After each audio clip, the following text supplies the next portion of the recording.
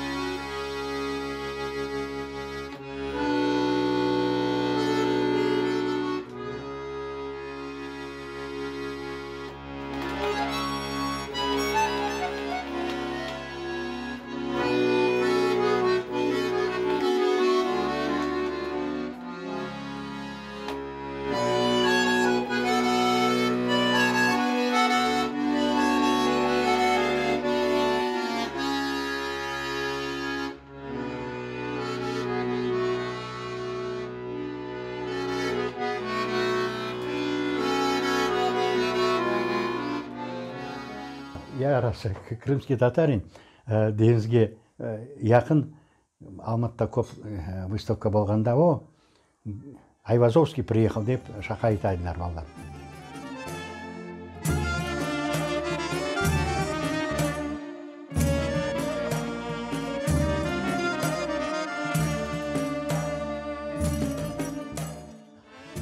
Көп секер бардым.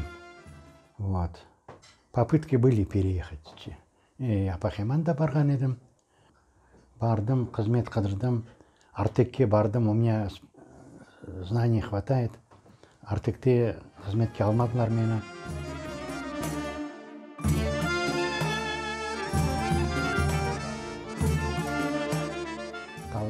Тау яқта мезарлықтар, татар мезарлықтары бар.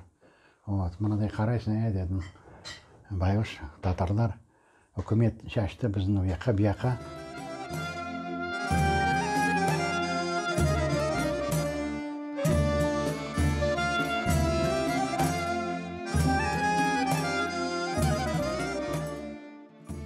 Мен бақытлы адаммын. Мен қызларым оқыттым, білім бар. Өзімде артта жүрмеймін. Шында өзім Құран оқимын, жұма намазға барамын. Жүрегіме ару бала.